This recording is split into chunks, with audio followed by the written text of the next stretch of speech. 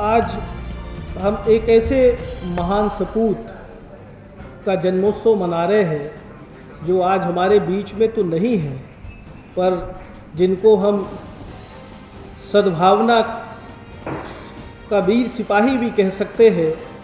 और ये भी हम कह सकते हैं कि जिसने सद्भावना की बुनियाद रखने की और लोगों के साथ किस तरह का प्रेम होना चाहिए, किस तरह का मेल मुलाकात होना चाहिए, किस तरह का भाईचारा होना चाहिए, इसकी अगर हम मिसाल देते हैं तो वो स्वर्गीय राजीव गांधी जी है, जिनको सद्भाव की विरासत है ज़रूरी।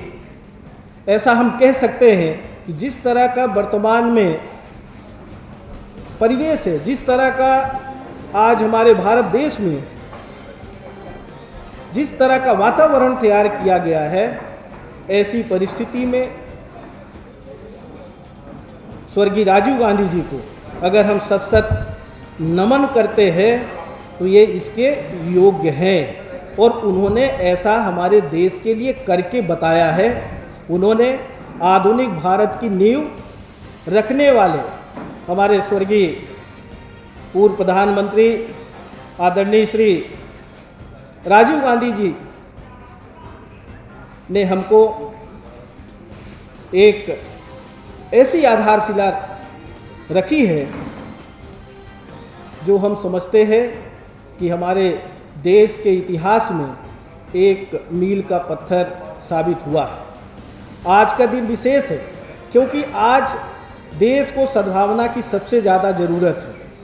स्वर्गीय राजीव गांधी जी के जन्म दिन सद्भावना दिवस पर उनके योगदान को याद करना इसलिए ज़रूरी है कि आज देश की जो स्थिति है उसमें हम कह सकते हैं कि हमें स्पष्ट और स्वस्थ और विकास में सहयोगी नेतृत्व की ज़रूरत है, जिसका आज हमारे देश के सामने अभाव है। जिस तरह की हमारी देश में प्रदेश में सरकारें चल रही हैं, स्वस्थ नेतृत्व नहीं है।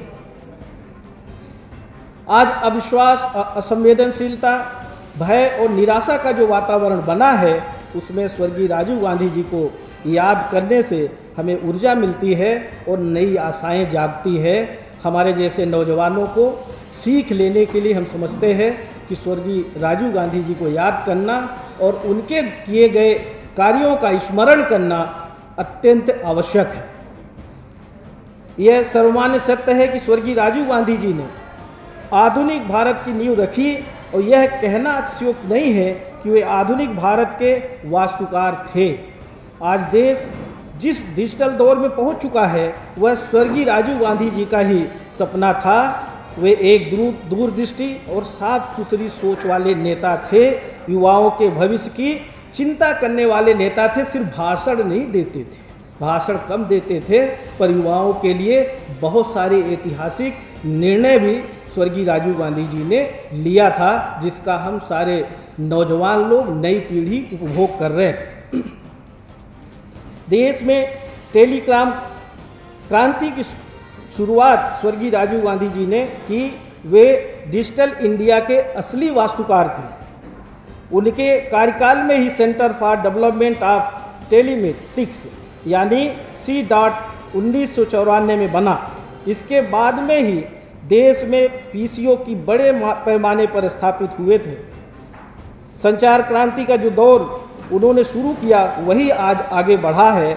उनका थोड़ा और साथ भारत को मिल जाता तो भारत आज की तस्वीर हम कह सकते हैं पूरी तरह से बदल चुकी हुई होती।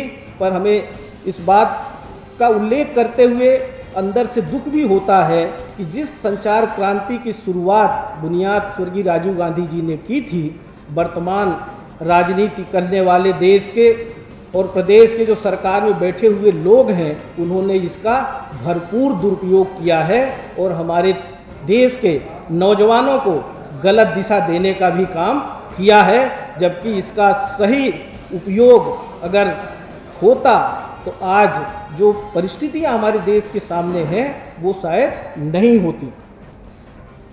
आज टेलीफोनिक समृद्धि आई है, वह सिर्फ स्वर्गीय राजीव गांधी जी के विजन का ही कमाल है।